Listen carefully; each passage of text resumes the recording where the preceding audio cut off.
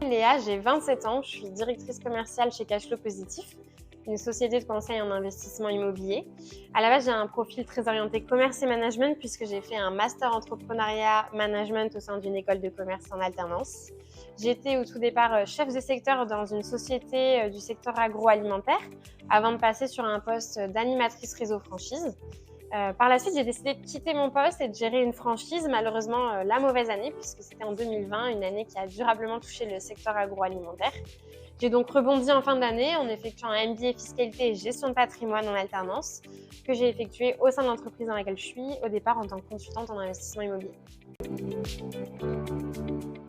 Pour resituer peut-être un petit peu, je manage une équipe d'environ 10 personnes. J'ai en parallèle commencé à investir début 2022 et aujourd'hui, je suis propriétaire de 3 lots. J'ai toujours voulu investir dans l'immobilier, c'est un secteur qui m'a toujours attirée et assez tôt, mon objectif, c'était de me constituer un apport pour commencer à investir. Aujourd'hui, grâce au secteur dans lequel j'évolue professionnellement, j'ai pu commencer à investir tôt avec des projets très rentables. C'est vrai que parfois, la difficulté, quand on veut se lancer dans l'immobilier, c'est qu'on ne sait pas par où commencer, par quel type de projet, où est-ce qu'il faut regarder. Et c'est un secteur qui évolue très rapidement. Quand on regarde les réglementations qui évoluent, les conditions bancaires qui évoluent, il faut être très attentif à l'actualité, se renseigner presque quotidiennement. Donc la chance que j'ai, c'est que mon quotidien professionnel me permet également d'avancer plus rapidement sur mes investissements personnels, d'être plus sereine. Et du coup, c'est vrai que mes deux casquettes sont plutôt très liées. C'est vrai que dans le monde de l'immobilier, le monde de la finance, je pense que les femmes sont beaucoup moins représentées de manière générale. Après, dans la société dans laquelle je travaille, la parité est plutôt respectée dans l'ensemble. Si on prend les pôles dans leur globalité, dans le pôle commercial peut-être un petit peu moins, mais particulièrement l'équipe direction, et on a une parité totalement respectée.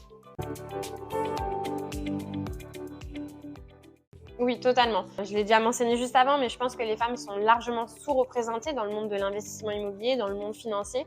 Je crois que c'est seulement 35% des femmes qui possèdent un bien immobilier locatif. C'est très faible quand on regarde le chiffre. Et pourtant, ce chiffre, il est également très révélateur du nombre de CV qu'on peut recevoir lorsqu'on cherche à recruter, par exemple, sur le poste de consultant en investissement. C'est vrai que sur profil équivalent, pour le même poste, je vais recevoir 5 voire 6 fois plus de CV de profil masculin que féminin. Donc oui, je dirais qu'il faut commencer tout d'abord en se formant, donc soit via une formation en gestion de patrimoine, en management, en fiscalité. Se renseigner régulièrement, parce que la fiscalité, par exemple, c'est quelque chose qui évolue très régulièrement, donc il faut suivre l'actualité, être à l'affût de tout changement, et puis postuler dans une société du secteur où vous pourrez être accompagné et vous perfectionner. De toute façon, je pense que dans n'importe quel secteur, la clé de la réussite, c'est la résilience, l'implication. Donc appliquez ça à votre quotidien et peu importe le secteur dans lequel vous évoluez, vous réussirez.